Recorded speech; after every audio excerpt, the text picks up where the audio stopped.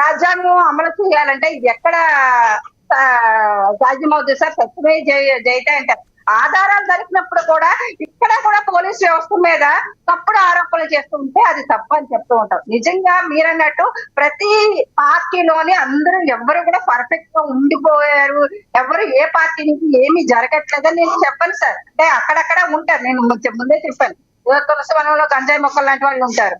కానీ అలాంటి వాళ్ళని కూడా కంట్రోల్ చేస్తున్నటువంటి పరిస్థితి. ఇది టీడీపీ కావచ్చు, భారతీరెడ్డి గారి మీద ఒక ఆయన ఎలాంటి అనుచితమైనటువంటి పోస్టులు పెడితే వెంటనే టీడీపీ వాళ్ళు యాక్షన్ తీసుకున్నారు. అలాగే మా పార్టీ నుంచి అయితే సస్పెండ్ లెటర్ ఇచ్చినటువంటి పరిస్థితి. ఆ తర్వాత కొంచెం నిజాలు నిగ్గు తేల్చిన తర్వాత వాళ్ళ మీద విచారణ చేపడుతున్నారు. కానీ ఏదైనా బయట సోషల్ మీడియాలో చిన్న ఆరోపణలు వస్తేనే మా వాళ్ళు వెంటనే యాక్షన్ తీసుకున్నటువంటి పరిస్థితి మన జనసేన నుంచి ఉంది.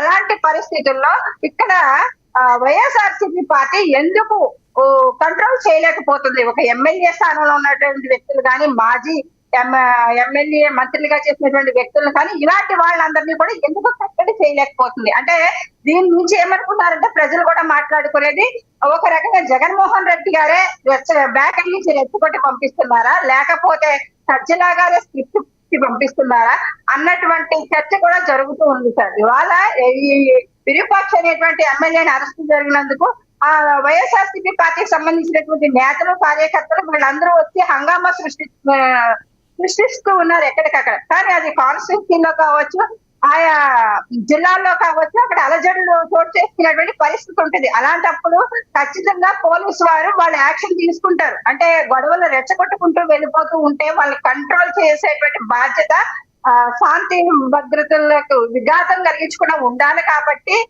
ఖచ్చితంగా పోలీసు వారు యాక్షన్ తీసుకుంటారు. ఇప్పుడు గోరింట్ల మాధవ్ గారిని అరెస్ట్ తీసుకెళ్తున్నారని అక్కడ హంగామా సృష్టిస్తున్నటువంటి పరిస్థితి. అంటే మీరు ఎవరి గురించి వెళ్తున్నారు, దేని గురించి వెళ్తున్నారు అనేది కనీస అవగాహన వైసీపీ వాళ్ళకి లేదా? అంటే రచ్చ కింద చేసుకుంటూ రప్ప అనుకుంటూ మీరు రాజకీయాలు చేసుకుంటూ వెళ్ళిపోతే రాష్ట్రంలో ఉన్నటువంటి ప్రజలందరికీ ఇవేమి కనిపించట్లేదు అనుకుంటున్నారా, లేకపోతే రాజ్యాంగ విలువలు పాటించేటువంటి వ్యక్తులు ఎవరు ఇది గమనించట్లేదు అనుకుంటున్నారా అన్నది కూడా ఒకసారి వైసీపీ వాళ్ళు అర్థం చేసుకుని. మీరు తులసి వనము గంజాయి మొక్క అన్నారు, మరి అదేదో గంజాయి మొక్కలు ఉన్న మీ కూటమి ప్రభుత్వంలో గంజాయి మొక్కల పరిస్థితి ఏంటి? తాతంశెట్టి నాగేంద్ర గారి పార్టీలో ఉన్నట్టా లేనట్టా? అరవ శ్రీధర్ గారి పార్టీలో ఉన్నట్టా లేనట్టా? లేదంటే ఆయన మీద ఎంక్వైరీ ఏమైనా నడుస్తుందా? టీడీపీ గురించే మనం కొంతమంది ఏళ్ల మీద లెక్కేసే వాళ్ళు దానిలో కూడా ఉన్నారు మహానుభావులు. కాబట్టి ప్రజలకి ఇది మంచిది కాదు, ప్రజాస్వామ్యానికి మంచిది కాదు అంటున్నారు. ప్రధానంగా చెప్పండి, తాతంశెట్టి నాగేంద్ర గారి మీద ఎలాంటి ఇవి తీసుకున్నారు మీ పార్టీ నుంచి? లక్ష్మీనాథ్ గారు దాని మీద ఒక ఎంక్వైరీ కమిటీ వేశారు, ఆ కమిటీ విచారణ చేపడుతూ ఉంది. అలాగే అరవ శ్రీధర్ గారి విషయంలో వెంటనే ఆయన ఒక పార్టీ పోస్ట్ లో ఉంటే కనుక వెంటనే యాక్షన్ తీసేసుకున్నటువంటి పరిస్థితి ఉంటుంది సార్. ఆయన ప్రజల నుంచి ఎన్నుకోబడ్డటువంటి ఒక ప్రజాప్రతినిధి మీద యాక్షన్ తీసుకునేటప్పుడు కొన్ని దానికి నిబంధనలకి కట్టుబడే పార్టీ కూడా పనిచేయాల్సి ఉంటుంది. కాబట్టి ఆ విధంగానే ముందుకెళ్తున్నారు తప్ప ఇక్కడ ఎవరిని కూడా తప్పులు చేసేటువంటి వాళ్ళని, లేక మార్గాల్ని, క్రిమినల్స్ ని ఎంకరేజ్ చేసేటువంటి పార్టీ అయితే జనసేన కాదండి. జాతీయవాదుగానే ముందుకెళ్తాము, జనం కోసమే పనిచేస్తాం. కాబట్టి అది మా పార్టీ నుంచి తప్పు చేసినా సరే కానీ మా అధినేత పవన్ కళ్యాణ్ గారు ఇప్పుడు కూడా ఉపేక్షించడం, గతంలో కొంతమంది మీద యాక్షన్ తీసుకున్నటువంటి ఆ ప్రస్తావనలు కూడా మీరు ప్రస్తావించుంటే కనుక మేము హ్యాపీగా ఫీల్ అయ్యి ఉండేవాళ్ళం. రైట్. ఎలా ఉంది మీ పవన్ కళ్యాణ్ గారి యొక్క ఆరోగ్య పరిస్థితి ప్రజెంట్? ఆయన ఒంటి చేత్తో కూడా వర్క్లు ఆపకుండా చేస్తున్నట్టుగా మరి బయట విజువల్స్లో చూడొచ్చు, మనం సోషల్ మీడియాలో చూడొచ్చు. ఆయన యాక్టివ్గా ఉన్నట్టుంది. ఎలా ఉంది ఆయన పరిస్థితి?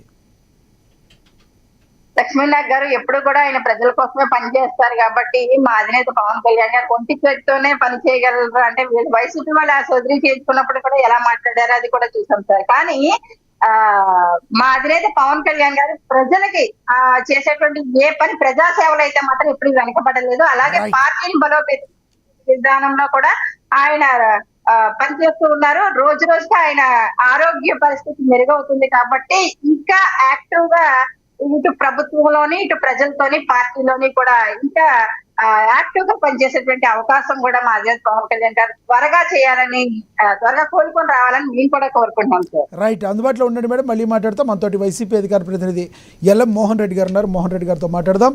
మోహన్ రెడ్డి గారు నమస్తే సార్. లక్ష్మీనాథ్ గారు, మీకు, శ్రీనివాస్ చౌదరి గారికి, అదేవిధంగా కృష్ణవేణి గారికి, అయ్యప్ప గారికి, చూస్తున్న వీక్షకులకు అందరికీ పేరు పేరున ఉదయపూర్వకంగా నమస్కారం అండి. రైట్. ఏదైతే ఇప్పుడు వైసీపీ మాజీ మంత్రులు కొంతమంది కానీ నేతలు గారి వలన జగన్మోహన్ రెడ్డి గారు ఇబ్బంది పడుతున్నారు అని మాట్లాడుతున్న వారి మాటల్లో వాస్తవం ఉందంటారా? జగన్మోహన్ రెడ్డి గారు ఇబ్బంది పడుతున్నారంటే పడుతుంటారు. ఎట్లా ఇబ్బంది పడుతున్నారంటే, మా పార్టీలో ఎవరు యాక్టివ్ గా పనిచేస్తున్నారో, ఎవరు పనిచేస్తున్నారో, ఎవరు ప్రజల దగ్గరికి వెళ్తున్నారో, ఎవరు పార్టీ వాయిస్ వినిపిస్తున్నారో వాళ్ళను ఉద్దేశపూర్వకంగా టార్గెట్ పెట్టి ఏ ప్రాంతం నుండి ఏ విధంగా అరెస్ట్ చేయాలి, ఏ విధంగా వాళ్ళు ఇబ్బందులు పెట్టాలి, ఏ విధంగా కేసులు బుక్ చేయాలి, ఆ కేసులు పెడితే ఎన్ని రోజులు బయటకు రాకుండా చేయాలి, ఈ విధమైనటువంటి ప్రయత్నంలో ఉంది. కాబట్టి అధికార పార్టీ, కూటమి పార్టీ ఆటోమేటిక్ గా జగన్మోహన్ రెడ్డి గారికి కొంచెం ఇబ్బంది కదా. ఎందుకంటే పార్టీ పరంగా ఏ ప్రాంతాల్లో ఆ ప్రాంతాలకు సంబంధించినట్టు వాయిస్ ఇచ్చేటువంటి మంచి లీడర్లు, యాక్టివ్ గా పనిచేస్తున్నటువంటి లీడర్లనే టార్గెట్ పెట్టుకొని లోపల పెట్టేటప్పుడు ఎవరికైనా ఇబ్బంది ఉంటుంది. ఇబ్బంది లేకుండా ఉంటుంది. ఇప్పుడు ఆ విధంగా చేసుకుంటా పోయేటప్పుడు ఇబ్బంది లేకుండా ఉంటుంది. ఇప్పుడు మాకు పార్టీ పుట్టినప్పటి నుండి ఇప్పటి వరకు మాకు అంబటి రాంబాబు గారు మీడియా ప్రతినిధిగా బ్రహ్మాండంగా వాయిస్ ఇచ్చేవాళ్ళు.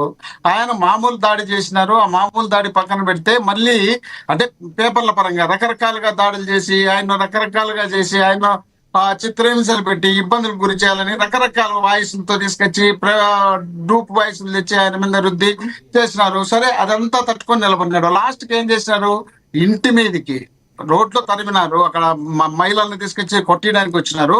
అక్కడ ఆయన తిరుగుబాటు చేసి తిడితే ఇంటి మీదకి ప్లాన్ ప్రకారం ఒక కేంద్ర మంత్రి, ఒక ఎమ్మెల్యే, అక్కడ ఉన్నటువంటి పోలీసులు మొత్తం అంతా కలిపి ఇంటి మీద దాడి చేసి పిల్లలు, కుటుంబ సభ్యులు, మహిళలు వాళ్ళందరి మీద దాడులు చేసే కార్యక్రమం కాకుండా అక్కడ ఉన్నటువంటి బండ్లను దారుణంగా పగలగొట్టే కార్యక్రమం చేయడంతో పాటు వాళ్ళకి ఎట్లా తోచి అట్లా చేసినటువంటి కార్యక్రమం అందరం చూసినాం. అందరికీ తెలుసు, రాష్ట్రం అందరికీ. సేమ్ టైంలో మాకు జోగి రమేష్ అనే క్యాండిడేట్ మాకు ఆ ప్రాంతంలో కృష్ణా జిల్లాలో కొంచెం యాక్టివ్ గా బాగా పనిచేసేవాడు. జోగి రమేష్ గారిని ఏ విధంగా చేసినారు, వీళ్ళు చిత్తూరు జిల్లాలో అక్రమ మద్యం చేస్తే ఆ మద్యమానికి సంబంధించి వీళ్ళ పార్టీ తరపున పోటీ చేసినటువంటి వ్యక్తి దొరికితే ఆ వ్యక్తిని ఈ రోజు వరకు కనిపించకుండా దాచిపెట్టి దా కేసులో మాకు సంబంధించినటువంటి జోగి రమేష్ గారిని తీసుకుపోయి అరెస్ట్ చేసి ఆ అరెస్ట్ లో రకరకాలుగా చిత్రీకరించేందుకు ప్రయత్నం చేయడంతో పాటు మళ్ళీ ఆయన ఏదో అప్పుడెప్పుడో చంద్రబాబు నాయుడు గారి ఇంటి మీదకి చంద్రబాబు నాయుడు గారు జగన్మోహన్ రెడ్డి గారిని తిట్టారని, ఆ తిట్టింది నిరూపించడానికి ఆయన ఇంటి దగ్గరికి పోయినాడని, దాన్ని వక్రీకరించి మా మీదకి దాడికి వచ్చినాడనే ఉద్దేశాన్ని దృష్టిలో పెట్టుకొని ఆ కేసుతో పాటు మళ్ళీ ఆయన మీద దాడి చేసే కార్యక్రమం చేయడంతో పాటు ఇంటి మీద పొగ, ఇది పెట్రోల్ బాంబు వేసి పట్టపగలు నడి బజార్లో దేశంలో ఏ రాష్ట్రంలో జరగని విధంగా ఆంధ్రప్రదేశ్ లో అంత పెద్దగా పోలీసుల సమక్షంలోనే జరుగుతుంటే ఎక్కడ శాంతి భద్రత ఉంటాయి, ఎక్కడ జగన్మోహన్ రెడ్డి గారికి ఇబ్బంది కలగకుండా ఉంటుంది? చిన్న కార్యకర్త ఎవడన్నా ఏదైనా సోషల్ మీడియాలో ఏదన్నా పొరపాటు చేస్తే వాని హైదరాబాద్ నుండి ఈడ్చుకొచ్చి ఆంధ్రప్రదేశ్ లో ఉన్నటువంటి పోలీస్ స్టేషన్లు అన్ని తిప్పినటువంటి సందర్భాలు ఉన్నాయి. అలా ఆంధ్రప్రదేశ్ లో ఉన్నట్టు ఎవరైనా మీడియాకి సంబంధించినటువంటి మా పార్టీకి సంబంధించినటువంటి సపోర్ట్ చేసిన మెయిన్ క్యాండిడేట్లను పూడి శ్రీహరి గాని, కేసీఆర్ గాని, రకరకాలుగా అక్కడ ఉన్నటువంటి కేవీఆర్ ని గాని, లేక లాస్ట్ కు నాగేశ్వరరావు లాంటి, ప్రొఫెసర్ నాగేశ్వరరావు లాంటి వ్యక్తులను కూడా అభియోగాలు మోపి లోపల పెట్టాలనే ఆలోచన తీసుకొచ్చి రాష్ట్రంలో బ్రహ్మాండమైనటువంటి భయభ్రాంతులకు గురి చేసే కార్యక్రమం చేస్తున్నారు. కాబట్టి కేవలం జగన్మోహన్ రెడ్డి గారు మాత్రమే నిలబడాలి, ఉన్నటువంటి లీడర్లు ఎవరూ నిలబడకూడదనే ఉద్దేశంలో భాగంగా